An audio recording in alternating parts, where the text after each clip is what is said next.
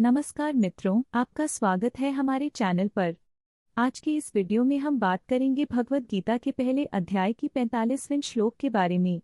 इस श्लोक में हमें अर्जुन के मन में चल रहे द्वंद्व और उसके भीतर की स्थिति को समझने का अवसर मिलेगा। कृपया हमारे चैनल को लाइक और सब्सक्राइब करें ताकि आप हमारे ऐसे और भी ज्ञानवर्धक वीडियो देख सकें। चलिए अभी हम शुरू करते हैं। सन्निजय उवाच।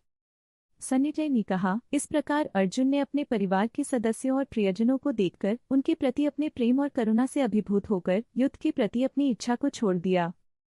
इस श्लोक में सन्निजय अर्जुन के मन की स्थिति का वर्णन कर रहे हैं। अर्जुन युद्ध भूमि में खड़ा है और उसके सामने उसके अपने लोग हैं। उसे अपने परिवार, गुरु और प्रियजनों को मारने का विचार बहुत कठिन लग रहा है। उसकी करुणा और प्रेम उसे युद्ध करने से रोकते हैं। यह श्लोक हमें यह समझाता है कि जब हम किसी कठिन परिस्थिति का सामना करते हैं तो हमारे भीतर का युद्ध, हमारे भावनात्मक बंधन और संबंध हमें निर्णय लेने में प्रभावित कर सकते हैं। अर्जुन की यह स्थिति हमें यह सिखाती है कि कभी कभी जीवन में हमें अपने संबंधों के प्रति संवेदनशील रहना चाहिए और सोच समझकर निर्णय लेना चाहिए। एक समय की बात है, एक छोटे से गांव में एक युवा किसान रामू अपनी पत्नी सुमिता और छोटे बेटे मोहन के साथ रहता था। रामू का सपना था कि वह अपने परिवार के लिए एक बड़ा खेत खरीदे ताकि वे सभी सुख से रह सकें। लेकिन गांव में एक बड़ा संकट आया।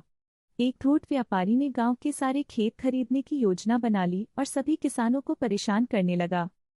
एक दिन सुमिता ने रामू से कहा, रामू, हमें इस व्यापारी का सामना करना होगा।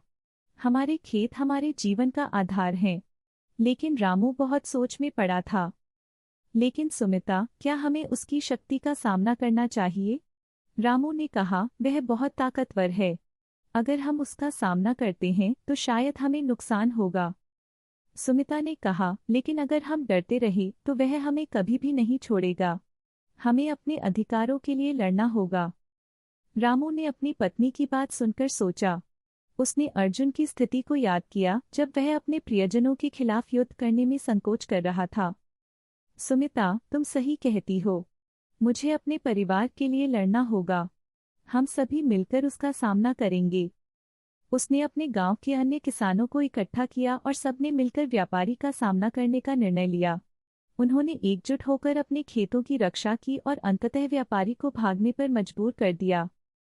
इस कहानी से हमें यह सीखने को मिलता है कि जब हम अपने प्रियजनों के लिए खड़े होते हैं तो हमें अपने डर को पार करना होता है।